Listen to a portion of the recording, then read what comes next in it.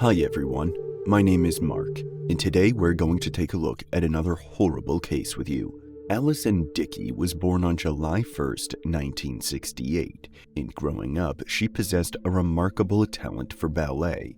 Her passion and dedication to the art form were evident from a young age. As time passed, Allison's talent grew, and she found herself on the path to becoming an exceptional ballerina. On August 23, 1997, Allison married Gerard Baden-Clay. Gerard was an accountant at the Flight Centre in Brisbane, where he and his wife worked. Born in September 1970 in Bournemouth, England, Gerard's family relocated to Australia during the 1980s. Interestingly, Gerard's father's grandfather was Lord Baden-Powell, the founder of the Scouting movement. Over the years, Allison and Gerard built a life together. They eventually had 3 daughters and chose to settle in the suburb of Brookfield in Queensland. Many people were drawn to the area due to its proximity to the city, allowing residents to enjoy the best of both worlds. By 2012, Allison was already an executive at the Flight Centre. On the other hand, Gerard had ventured into real estate several years prior and had achieved remarkable success. From the outside, the Baden-Clay family seemed to have a perfect life. They were widely admired and respected in their community, and their friends and family members envied their beautiful existence. However, all that changed on Friday, April 20th, 2012. At around 7 a.m., Gerard called emergency services, informing them that his wife Allison had gone missing. Gerard stated that Allison often took walks around 5 a.m., and initially, he had assumed that was where she could be. However, as the hours passed, and Allison failed to return home to prepare breakfast for their 3 daughters, as was her routine, Gerard's concern grew. The police took Allison's disappearance seriously and swiftly formed a task force. Because Allison was so well known, everyone knew she wouldn't walk away from her 3 daughters, all under the age of 10. Allison's disappearance affected the entire community, causing a sense of fear and worry.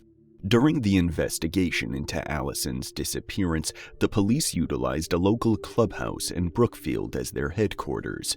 This location served as a central location to process the numerous tips regarding Allison's whereabouts.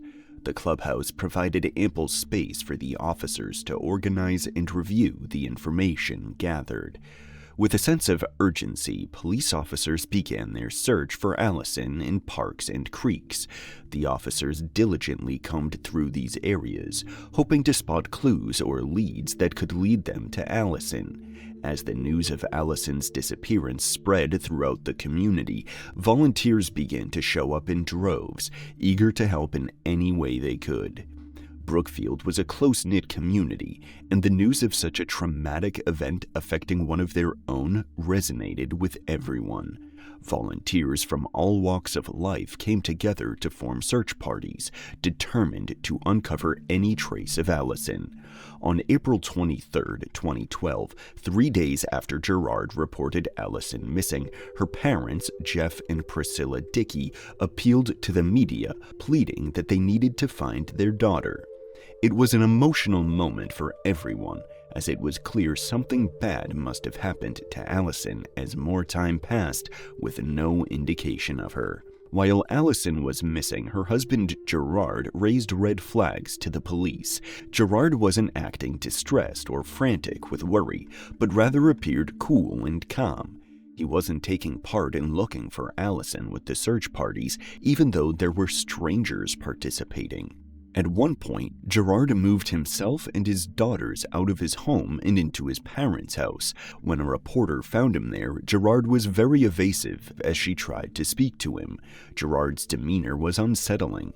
His voice was high-pitched and strained, and he refused to make eye contact with her. The reporter couldn't help but be struck by Gerard's unusual behavior. Although she could tell he was nervous during the interview, she didn't feel he genuinely cared about his wife's whereabouts. Gerard's responses felt rehearsed, as if he had been reciting them from a script.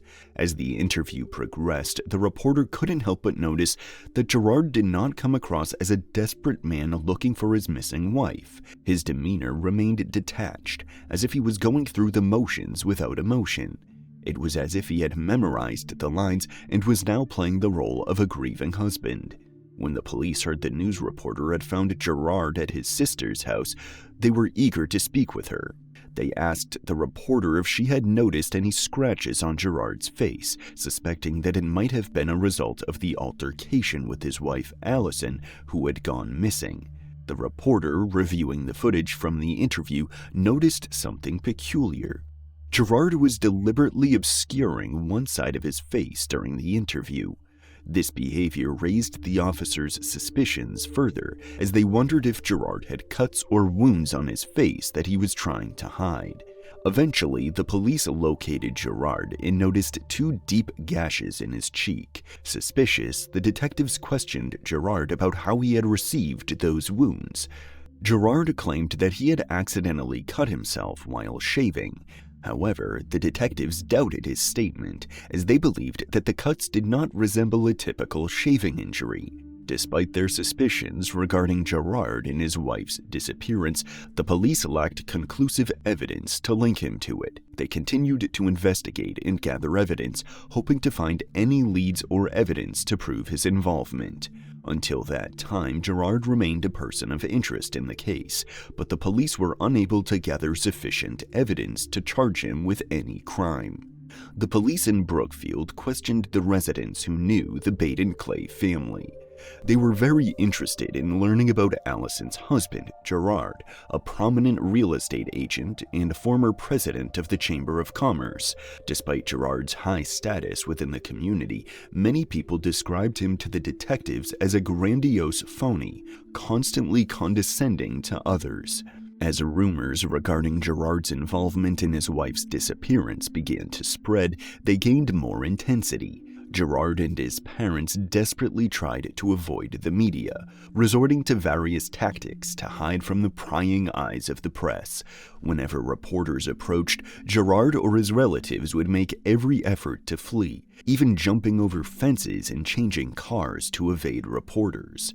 In contrast, Allison's loved ones, who were concerned about her disappearance, maintained a constant vigil at the task force headquarters. Day after day, they waited, hoping for updates on her whereabouts. Their determination provided them with a much-needed sense of purpose during a time of uncertainty. While Allison was missing, the police asked residents to check their properties for any sign of Allison, such as her clothing.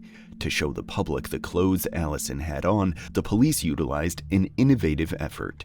The police set up a mannequin on the side of a highway dressed in the same clothing Allison had on the day she went missing. This innovative approach aimed to raise awareness about the case and prompt potential witnesses to come forward with information. Nearly 400 volunteers came out during Allison's disappearance to look for her on foot and horseback, but there was no sign of her anywhere. The community members came together to lend a helping hand in the search efforts. Despite their best efforts, they were unable to locate any sign of the missing mother. On April 30th, 2012, Daryl Joyce, a professor of horticulture and a Brisbane resident, was kayaking on the Brisbane River. Daryl had taken to the water in his canoe, enjoying the serenity and beauty of the surrounding area. As he was paddling along, he decided to explore a small creek known as Colo Creek. Little did he know that this decision would lead him to the discovery of a disturbing find. As Daryl paddled upstream and saw what looked to be a body underneath the creek bank, the sight caught his attention. Curiosity got the better of him. Determined to confirm his suspicions, Daryl rowed closer. The closer he got, the stronger the smell of human decomposition became. It could only mean one thing: the body lying beneath the bridge was human. When Daryl approached the body, he realized it was dressed in the same clothing as the mannequin displayed along the highway. The coincidence was unsettling. Daryl's instincts told him this could be a significant lead in the case. Since Daryl could do nothing for Allison at that point, he rode out of Colo Creek back up the Brisbane River to his car, where he had service, and called the police. He waited for authorities to arrive. On May 1st, an autopsy was conducted on the body discovered in Colo Creek. The examination revealed the identity of the deceased as Allison Baden-Clay and determined that the cause of death was undetermined.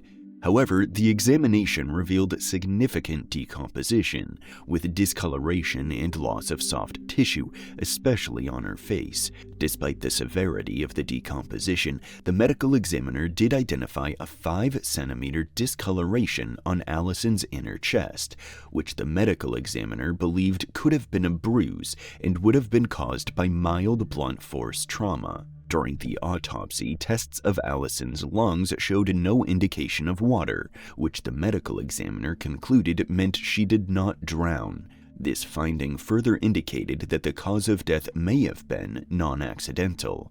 The medical examiner also ruled out the possibility of Allison falling 14 meters from the bridge above where she was found, as the examination revealed no evidence of fractures or injuries. Toxicology tests conducted during Allison's autopsy revealed elevated levels of Zoloft, an antidepressant, in her system. Allison did have a prescription for the drug, so these elevated levels were to be expected. The medical examiner stated that it was impossible to determine the exact date of death based on the rate of decomposition. However, she might have died within 11 days of her disappearance, which was around the same time she vanished. Based on the patterns of discoloration and decomposition of Allison's body, the medical examiner concluded that the body was likely placed where it was found on the creek bed soon after her death. The examiner was unable to identify a specific cause of death for Allison, as she had no history of significant disease. However, the crime scene was inconsistent with a natural death. Overall, the medical examiner felt that Allison did not die of natural causes. Despite the suspicious circumstances surrounding Allison's death, the police determined that she did not take her own life. The detectives investigated the matter thoroughly, and during their inquiries, they spoke to Allison's doctor. According to the doctor, she visited him about a month before she vanished. During the visit, Allison reportedly expressed concerns about experiencing mood swings. The doctor further mentioned that when he first saw Allison in May 2011, she told him that she was experiencing feelings of guilt, anxiety, worry, low mood, and tiredness. Based on her symptoms, the doctor prescribed the antidepressant Zoloft. After 3 months, he conducted a mental health assessment and determined that Allison received a score of 18 out of 50. 50 is the highest level of distress. The doctor shared with the detectives his conclusion that Allison did not experience a significant level of stress in her life and was not at a high risk of taking her own life. Based on the assessment score, the doctor believed that she was managing her mental well-being fairly well.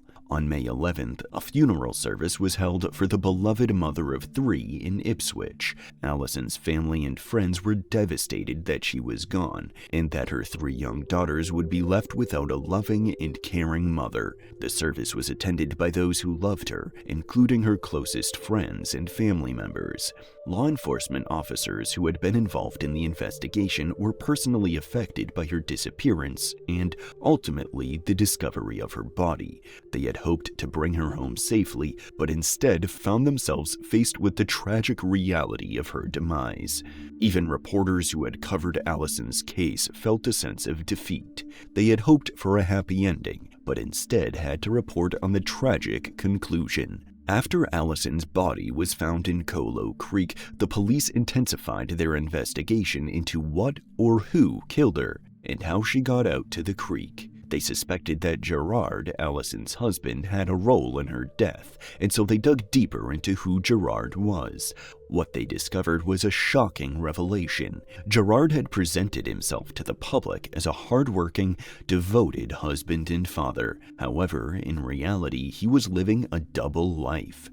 The detectives uncovered that Gerard had been involved in an extramarital affair with his employee, Tony McHugh. Tony spoke to the detectives and shared that her affair with Gerard began in August 2008. According to Tony, in September 2011, Gerard's wife, Allison, found out about the relationship and demanded that they seek help through counseling. As a result, Gerard ended the 3-year affair.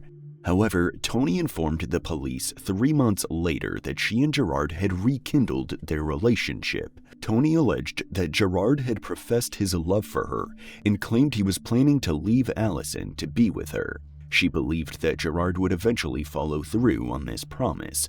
According to Tony, Gerard revealed to her that he had been involved in 2 other extramarital affairs. As the detectives delved deeper into Gerard's identity, they uncovered a series of financial difficulties that plagued the man. Despite his successful career in real estate, Gerard had been struggling to make ends meet. The disastrous Brisbane floods had dealt a serious blow to his financial stability. The investigation also revealed that Gerard held a substantial life insurance policy valued at $800,000 on Allison. Coincidentally, on the day Allison's body was found in the creek, Gerard made a claim to the insurance company for the death benefit. During the investigation into Allison's death, Gerard became the center of attention. This media frenzy intensified, with round-the-clock news coverage dedicated to Gerard and his parents' house, where he was staying. Streets of Brookfield were filled with conversations regarding the case, as people eagerly followed every development.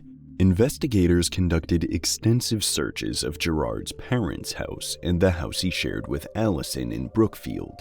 They meticulously gathered potential evidence, filling bags with the items they discovered. The scrutiny surrounding Gerard intensified as the investigation progressed, leaving him under immense pressure. The botanist expert assigned to the case meticulously examined the leaf material found on Allison's body. He discovered 6 distinct plant species. This botanist requested permission from the police to visit the area where the canoeist and her house found Allison's body. His goal was to gather additional evidence and determine where the plant matter originated. At the crime scene at Colo Creek, armed with a notebook and camera, the botanist recorded the plant species present and compared them to the species he had discovered on Allison's body. The botanist expert's examination determined that the plant matter found at the crime scene did not match all of the ones he had seen on Allison's body. Determined to uncover the truth behind Allison's murder, the botanist proceeded to her house. To his surprise, he found all 6 plant species he had discovered earlier present in her backyard. This discovery provided crucial evidence linking Allison's home to her death. This botanist expert shared his discovery with the detectives, informing them that the leaf material found in Allison's hair matched the species present in her house. Based on the botanist expert's findings, the detectives speculated that Allison was likely killed somewhere on her back patio. The presence of plant matter from her home, as defined by the botanist, supported the theory that her body was then transported to Colo Creek. The detectives had a hunch that Allison had never gone for a walk on the day Gerard reported her missing. In fact, they believed that she had already been killed and that Gerard knew the truth. Their investigation focused on determining if Gerard had used Allison's vehicle to transport her body from their home. Upon examining it, the investigators found traces of Allison's blood in the trunk and on the door. On June 13, 2012, Gerard, accompanied by his attorney, arrived at the police station where he was formally interviewed. During this interview, Gerard was charged with Allison's murder and interfering with her corpse. He maintained his innocence and stated that he intended to plead not guilty. However, his application for bail was denied on June 22nd as the judge deemed him a significant flight risk. When Gerard was taken into custody, it confirmed what many had already expected, that he was indeed involved in Allison's tragic death. The circumstantial evidence surrounding the case had led the public to form this belief, and the arrest merely confirmed their suspicions. However, while the public was not surprised, they were also relieved. Gerard's arrest brought a sense of closure and reassurance to those who were affected by Allison's death. It was a step towards justice and retribution, providing solace to those who had loved Allison. The relief felt by the public was not necessarily rooted in a sense of satisfaction or gloating. It was more a relief that the truth had finally been revealed and that the perpetrator would be held accountable for their actions. Gerard's arrest provided a sense of security, knowing that a dangerous man was no longer a threat to society. 2 years after Gerard Baden-Clay was arrested, he went on trial on June 10, 2014, in the Brisbane Supreme Court. During the trial, the prosecution read aloud a portion of Allison's diary, which highlighted the struggles within her marriage with Gerard. The diary entries revealed the extent of Allison's insecurities about Gerard's affair and the emotional abuse she suffered. Allison expressed her frustration and loneliness in her diary, stating that she longed for love and intimacy, but felt unable to do so in her marriage. Allison described feeling emotionally distant from her husband and expressed her doubts and fears about their marriage and Gerard's faithfulness. One of the most compelling diary entries was dated 2 days before Allison's disappearance. In this entry, Allison wrote about how the idea of Gerard's affair made her feel sick and dirty. She described feeling betrayed and humiliated, stating that she could no longer tolerate the strain and distress caused by her husband's infidelity. Gerard's defense attorney argued that the evidence presented during the trial was circumstantial and failed to prove beyond a reasonable doubt that Gerard was guilty of murder.